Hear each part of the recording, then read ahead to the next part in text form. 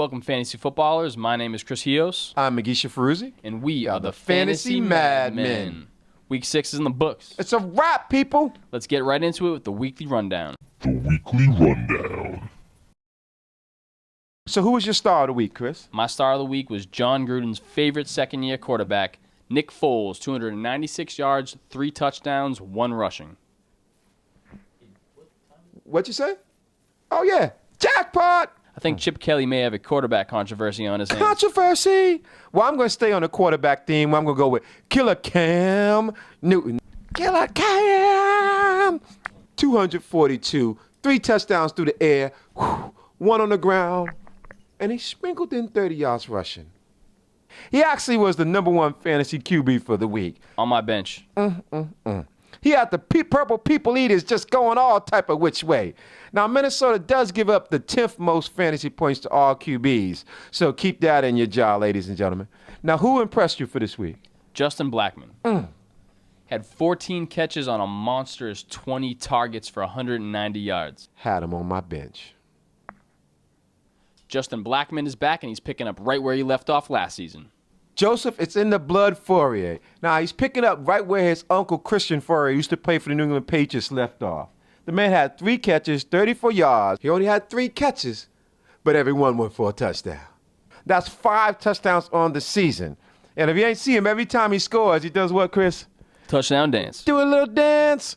Now, to put it in perspective, he has 5. That's the same as Brandon Marshall, 1 more than Calvin Johnson, and 1 more than A.J. Green. Speaking of Calvin Johnson, the person that disappointed me was Calvin Johnson for the second week in the row. This week he actually played, but he only had 3 catches for 25 yards. Just disappointing for anyone that drafted Calvin Johnson. He needs to step it up. Another week of rest going against the Cincinnati Bengals. Maybe he'll turn it around next week. Well, speaking about disappointing, I was disappointed in everybody in Houston not named Arian Foster. Everybody in Houston not named Arian Foster. Come on. 38-13 against the St. Louis Rams at home? Come on, Houston. Your fans deserve more. They paid a lot of good money. Not for that. Texans D had 0 points. Came into the season with Super Bowl aspirations. You know what happened to them aspirations, right? Down the toilet. Right down the toilet.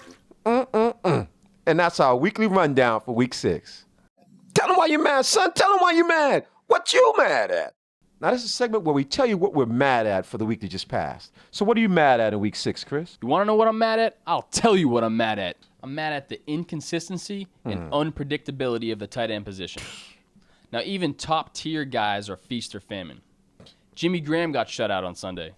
Goose egg! Welcome to Talib Island. That's why I'm a firm believer in drafting tight ends late. There were guys like Antonio Gates and Keith Miller that were available late in your fantasy draft. There was also a guy named Charles Clay, who was probably available on the waiver wire in Miami, who's a solid start every week. This is why the tight end position can be truly maddening for fantasy GMs. Now, Magisha, what are you mad at? Oh, well, I'm mad at his coaches going for it on 4th down. Just kick the field goal. Stop chasing points. Take the 3. Those 3 points aren't just costing you win, but they're costing thousands of fantasy GMs wins. That's what's really important. Come on, coaches. Get your mind right. Stop chasing points. Just take that 3, or you're going to have to deal with me. Now, these are the Fantasy Madmen Rapid Fire Waiver Wire pickups for Week 7. Rapid Fire. I'm going to start off with Chris Ogbanana. Who? Chris Ogbanaya. Who? Chris Ogbanaya. Oh, you mean the running back for Cleveland? Yeah, that guy. Yeah. 24 rush yards, 7 receptions for 61 yards and a receiving touchdown. Guys like this win you fantasy playoff games. If you ain't got him, get him. Joseph Randall. A running back from Dallas. Only 17 on the ground and 15 in the air, but he had 1 touchdown. DeMarco Murray's hurt. DeMarco Murray's always hurt. I think he has his own private suite at the hospital. If you ain't got him, get him. If you ain't got him, get him. I'm going to go with slamming Brandon Jacobs. Slamming. Ooh. New York Giants, probably the only bright spot for the Giants on Thursday night. Had 106 yards and 2 touchdowns. If you ain't got him, get him. I'm going to go with Brandon LaFleur, wide receiver for the Carolina Panthers. The only man not named Steve Smith's catching passes. Brandon LaFell on to 4 catches for a $107 and a touchdown. If you ain't got him, get him. That's the rapid fire waiver wire pickups for week 7. Oh, guess what? Jackpot! Sneaky, sneaky, sneaky. Now these are the fantasy madmen. Sneaky, sneaky, sneaky. Starts for week 7. I'm going to start off with Miami's defense going against Buffalo. They're at home and they're going against a backup quarterback. Bum leg. Start them. I'm going to go with the San Diego defense against Jacksonville. Do I need to say anything else? It's Jacksonville. It's Jacksonville. It's Jacksonville. They give up the second most fantasy points to all defenses. Start them. I'm going to go with D'Angelo Williams for the second week in a row. He's going against the Rams, who are giving up huge games, huge to running backs. Arian Foster destroyed him last week. DeMarco Murray obliterated him 2 weeks ago. This is a great start for D'Angelo. Start him. Well, I'm going to go with Jermichael Finley, tight end for Green Bay. Randall Cobb is hurt. James Jones is hurt.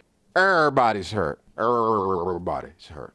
They're going to really have to depend on Jody Nelson, only healthy wide receiver, and Jermichael Finley to pick up a lot of the slack. So if you ain't got him, get him. Then after you get him, you start him. And those are the sneaky, sneaky, sneaky starts for week 7. Sneaky, sneaky, sneaky.